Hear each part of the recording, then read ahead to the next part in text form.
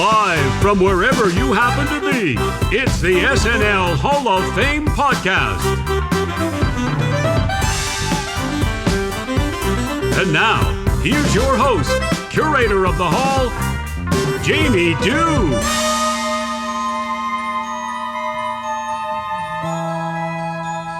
Oh boy, oh boy, oh boy, oh boy. This is it.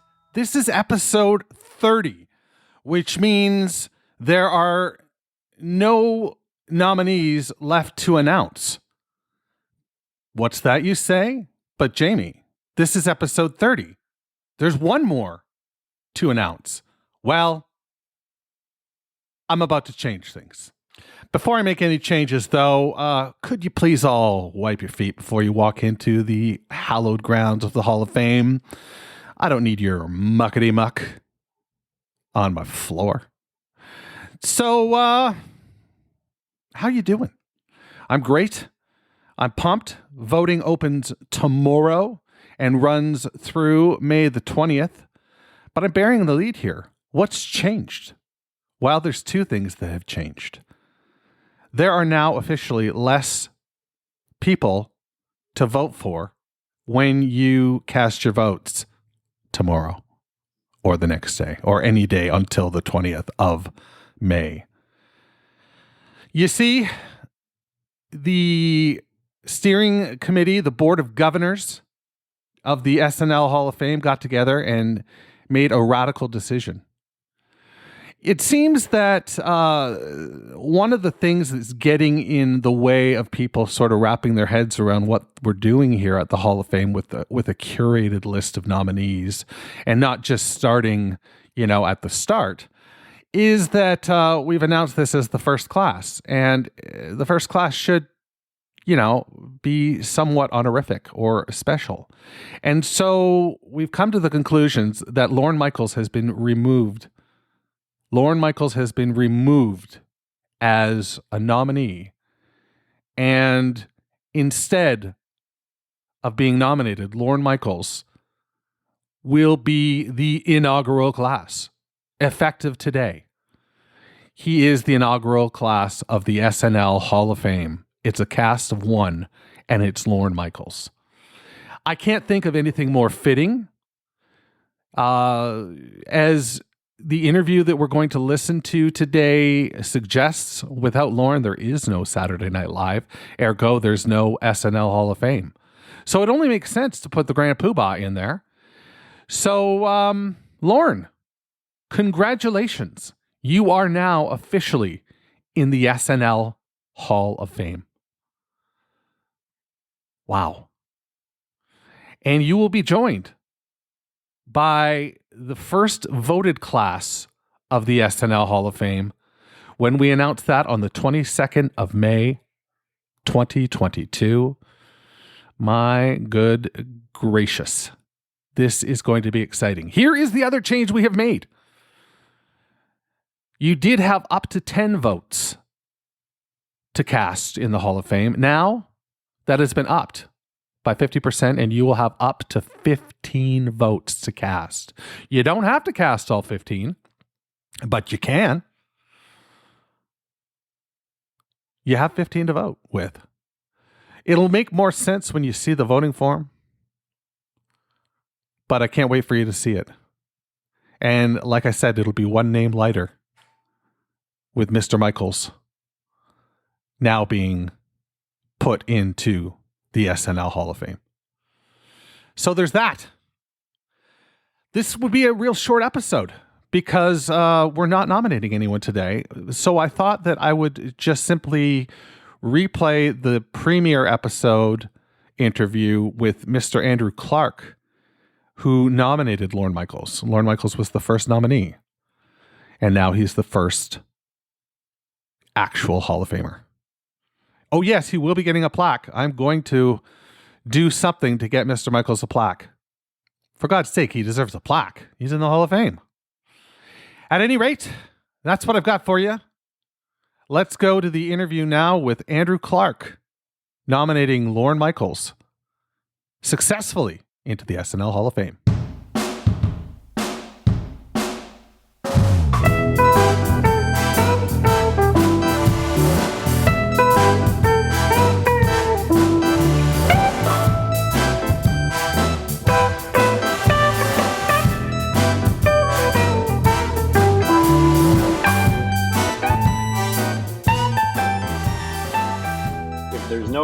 Lorne Michaels, there's no Saturday Night Live. So I think it all stems from there, Yeah. We're done here. That's it. Sounds good. All right.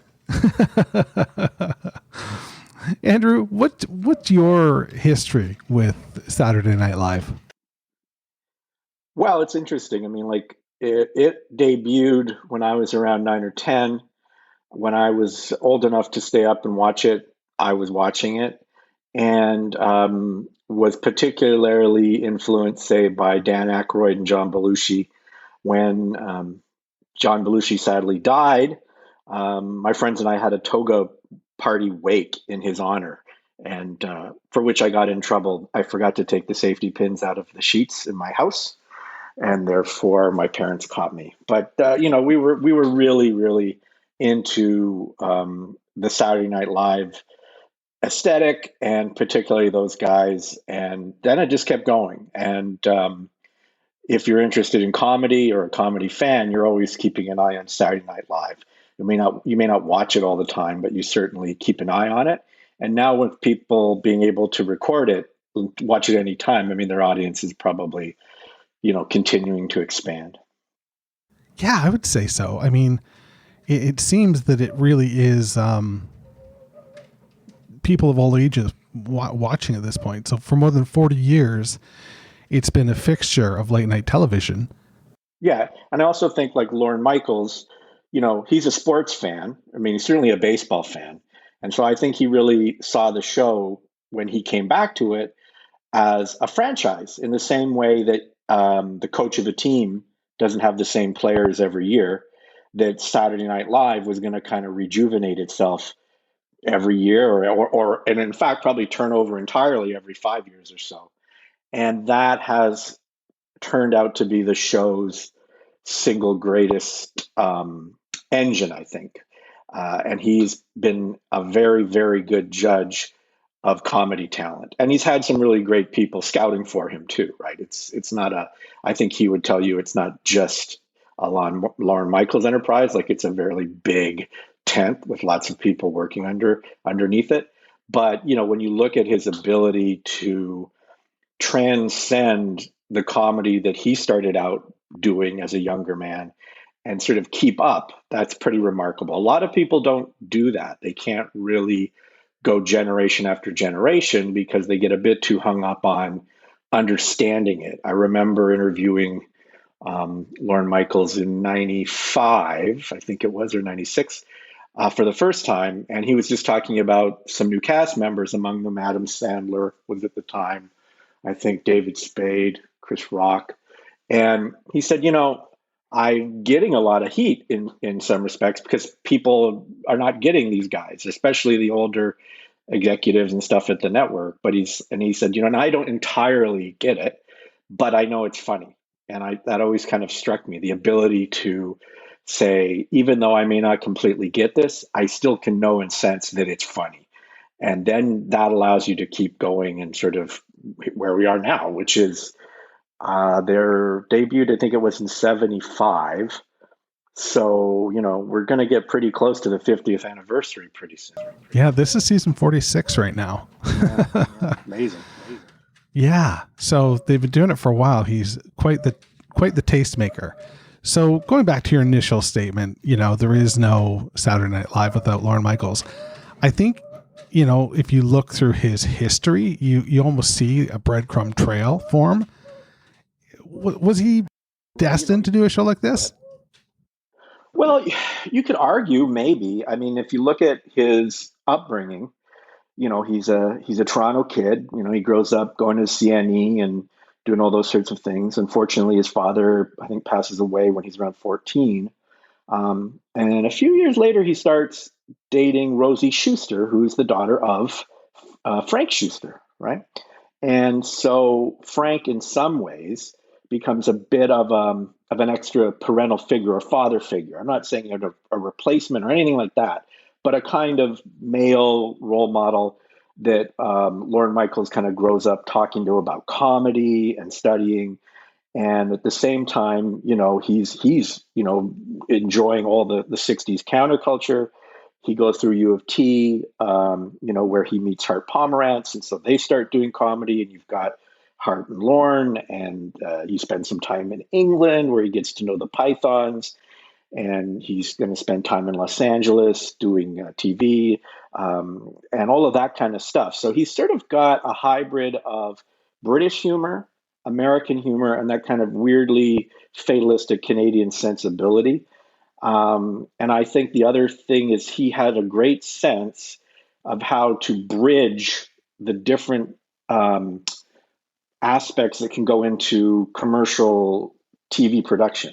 So he could be completely in sync with, say, the not ready for primetime players, whose whole idea was they hated television, and also in sync with the Suits on the top floor. I think Rockefeller Center is 34 floors, and his office, I think, at one time was on the 17th, which I always thought was a little symbolic because it's like you're right in between.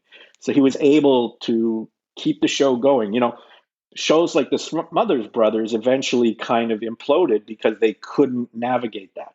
Now, whether they should have, I'm not arguing that, but they were very counterculture. They were against Vietnam and pretty, out there and strident about it. And eventually they were pulled off the air. I mean, Saturday Night Live has had its share of controversies. There was one recently, but it's sort of always able to navigate those. And I think a big part of that is Lorne Michaels has that really great knack.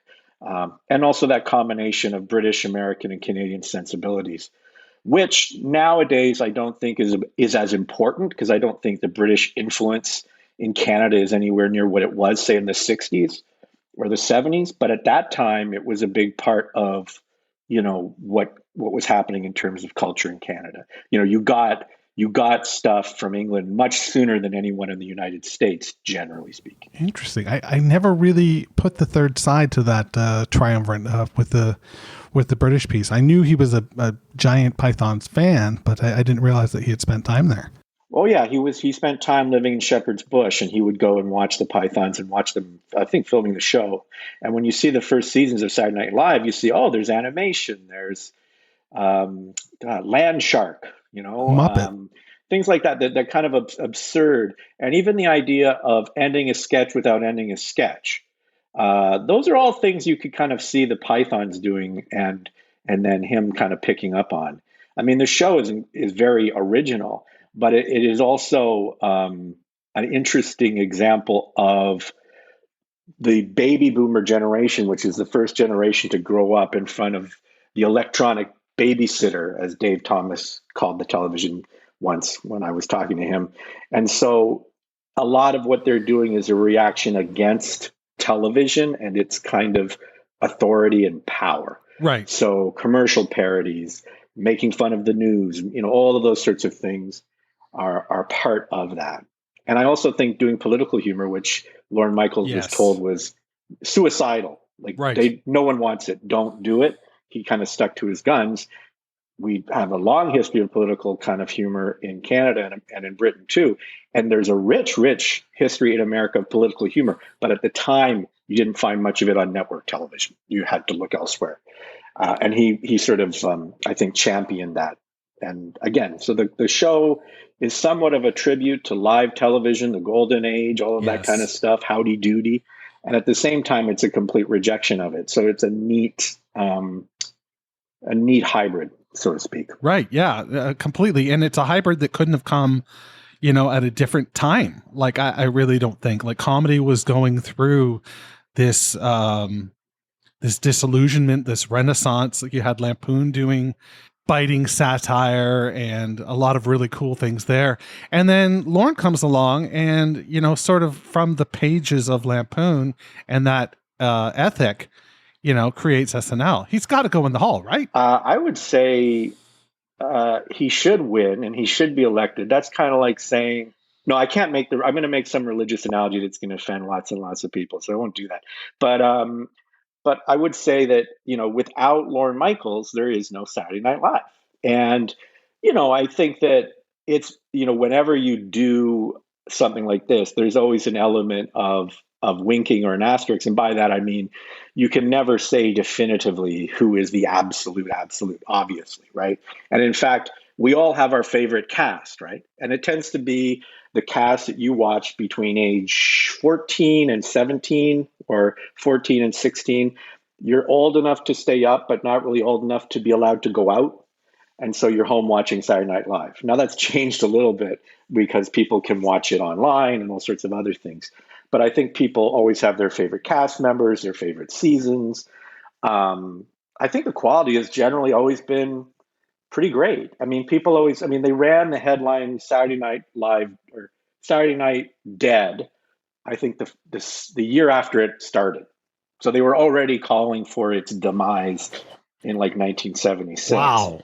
And, they're still waiting. No, I mean, it wasn't, some people hated it. And then, the years where Lorne Michaels wasn't there, they had talented cast members, but I just think that the people in charge didn't understand the show. Right. I mean, you had Eddie Murphy, who went on to become a star. You had Robin Duke. You had, a lot of great people. And, if you talk to them, like Robin teaches at Humber, she'll say, oh, yeah, when we were on the show, people, they didn't like us, some of them. We'd have people on the street saying, hey, you've wrecked Saturday Night Live. And, it's crazy, right? People take it way too personally. I think the other thing that people have to remember is that comedy is not a sure thing. And by that, I mean, if Saturday Night Live never had a sketch that didn't work, then they'd never have a really great sketch. You kind of always have to wonder, if you're not worried about going too far, you probably haven't gotten far enough. And by that, I don't mean offending people just for the sake of it, which is kind of dull. But I mean, when you're in that zone and you think you want to make a point, you go for it, being willing to suffer the consequences of it. And I think that that's an important element of the show. And then again, if you look at the head writers, people are like Jim Downey. I mean, he and Norm Macdonald were fired from the show for doing those O.J. Simpson's bits. And I remember we had Jim come up to Humber and him sort of saying, yeah, we just couldn't stop. And, they kept waiting for Lorne to really lower the boom, but he just kind of let them go. And then eventually they got fired, and that was it, but he sort of said it was like a compulsion. Like they knew they should stop, but they couldn't stop. It was just too big of a thing. Anyway, those kinds of stories, I think, are why people, in some respects, really love the show. And probably to a degree that if you see people, there are a lot of people who have animosity towards the show. I think it just shows it's relevant. If everybody loves you and nobody hates you, you're probably doing something wrong as well. That's fair. How important do you think it is that he got to not only birth the show, but then come back and, have a second run? I think it was critical. I think the show would have gone under if he hadn't. I think that the other thing that happened with him when I've interviewed him is he sort of talked about going through a period where he felt like what he was doing wasn't, I don't know how to put the right word, credible enough. That if you were a serious fill in the blank, then you would be doing feature films or you would be doing X, Y, or Z. And so the idea of doing sketch comedy and this kind of stuff, it's the proverbial not being able to sit at the grown-ups table.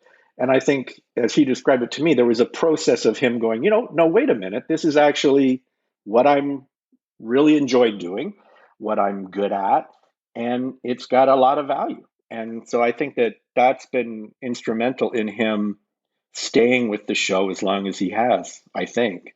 Because it's not an easy process, and I'm sure it's not perfect. I've never had the chance, obviously, to work on the show, but having observed it and interviewed a lot of people over the years, it's not an easy environment, but it produces some really great stuff. And if you look at the way it's molded the American, Canadian, and I would say in a lot of respects, the global sense of humor, it's astounding. There really isn't as many comedy institutions that have done that.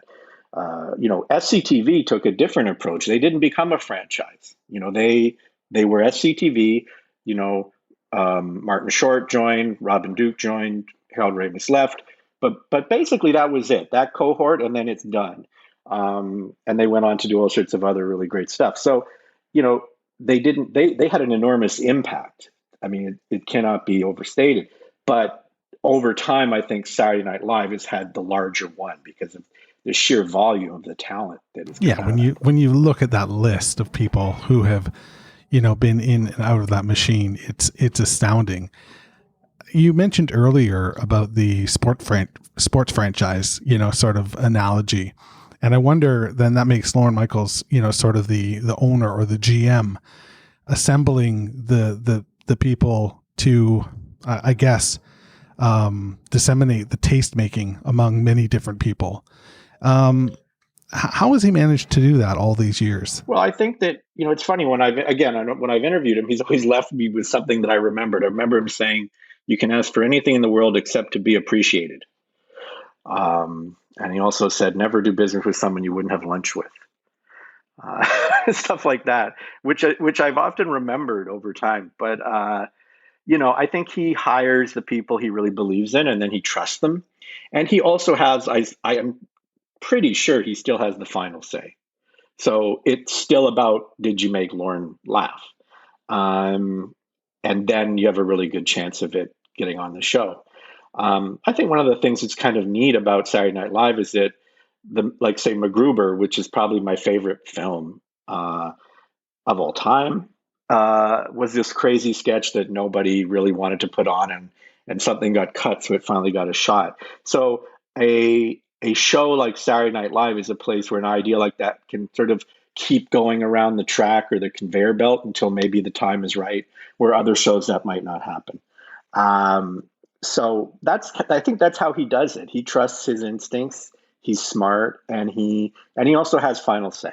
And I think he has a pretty good, some of the directions he's given people, I think are really telling, like telling people, don't always try so hard, for instance, in comedy.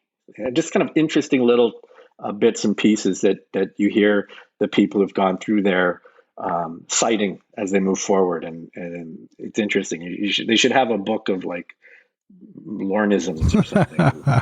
put it out. That'd be great.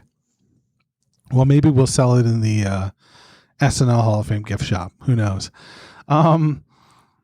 To wrap it all up, I mean, you've really done a great job of outlining, how he got here and, what he's managed to create and the fact that it wouldn't be there were it not for him.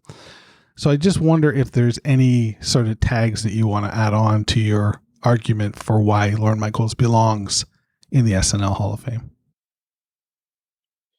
Well, I think he's also funny. I mean, he might beg to differ, but I think he did a good job in Hart and Lorne. I know that I think he gets maybe a little bit, cringy when he sees that stuff.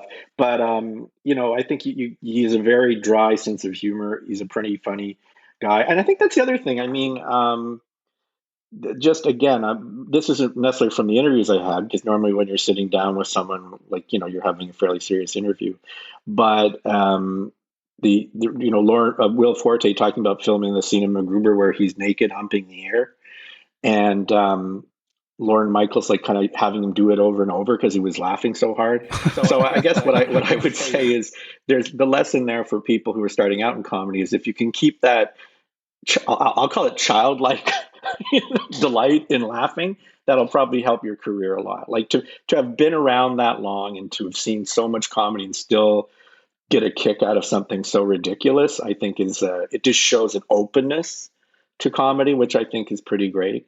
I think some people have misunderstood maybe Lorne Michaels a little because he is Canadian, and I don't like to generalize too much, but maybe Canadians, at least back in the 60s and 70s, weren't quite as brash, perhaps. So people would misunderstand a measured kind of demeanor or reply as being a little bit kind of cool, when in fact it's just kind of a Canadian affectation, right?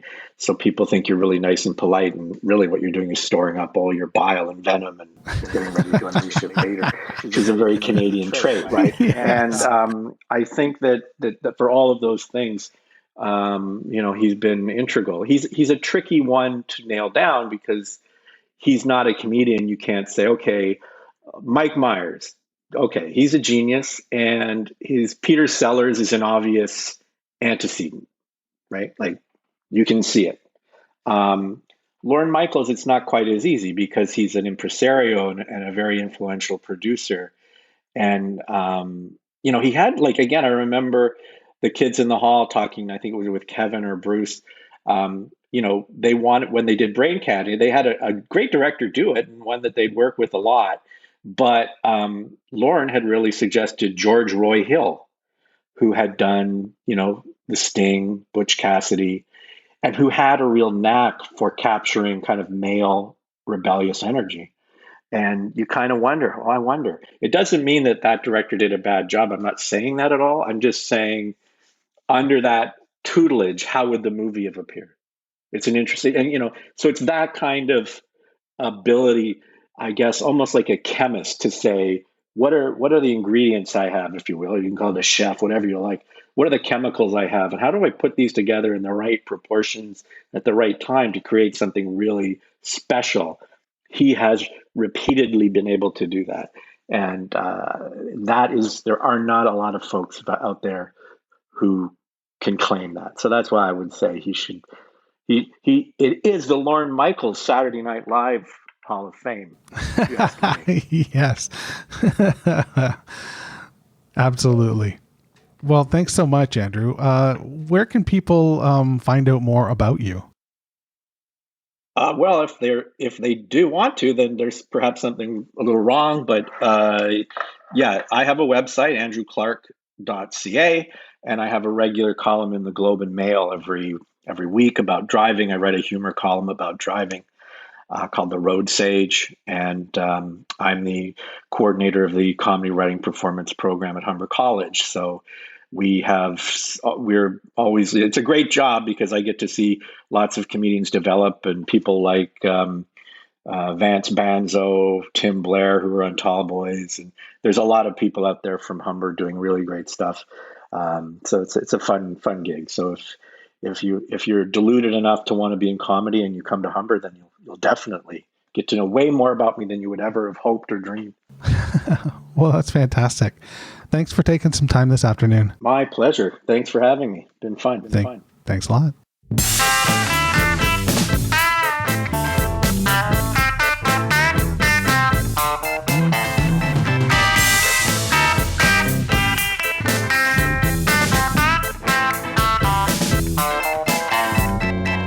And just like that, we have wrapped up. That's it. That's 30 episodes. Voting begins tomorrow. You can't vote for Lorne Michaels, but you've got up to 15 votes. Those are the headlines from today's episode. So I hope you enjoyed yourself. I'm going to fill you in a little bit on what the next couple episodes are going to be, and then we'll bid adieu. Over the next few weeks, I get together with some notable podcasters, journalists, and superfans to live pick their SNL Hall of Fame ballots. So they will choose up to 15, and they will actually make the votes. It's going to be exciting. It should be really cool. And we're going to do that for the next couple weeks. So stay tuned, and I hope you enjoy them. But that's pretty much what I've got for you this week. So do me a big favor, would you? On your way out, as you passed the light switch on the wall, give it a flick for me, because the SNL Hall of Fame is now closed. Thanks for listening to the SNL Hall of Fame podcast. You can find everything you need to know about the show at snlhof.com. Don't forget to subscribe, share, rate, and review the show wherever you get your podcasts. This is Doug Denant saying, this is Doug Denant saying, see you next month in the hall.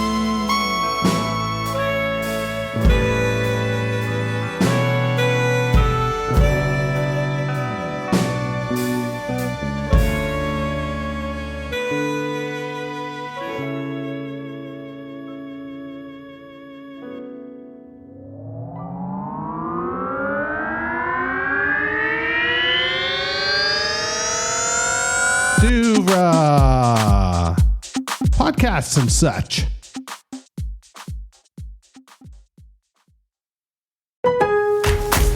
New holiday deals just dropped at Lowe's. Get up to 30% off select major appliances, plus an additional $75 off for every $1,000 you spend on select kitchen major appliances from brands like Whirlpool, KitchenAid, Amana, and Maytag. And don't miss big savings on DeWalt. Save $80 on a DeWalt 20-volt max 2-tool combo kit. Was $229, now just $149. Lowe's knows deals. Offers valid 12/5 through 12/11. Cannot be combined with additional discounts. See Lowe's.com for details and qualifying items while supplies last.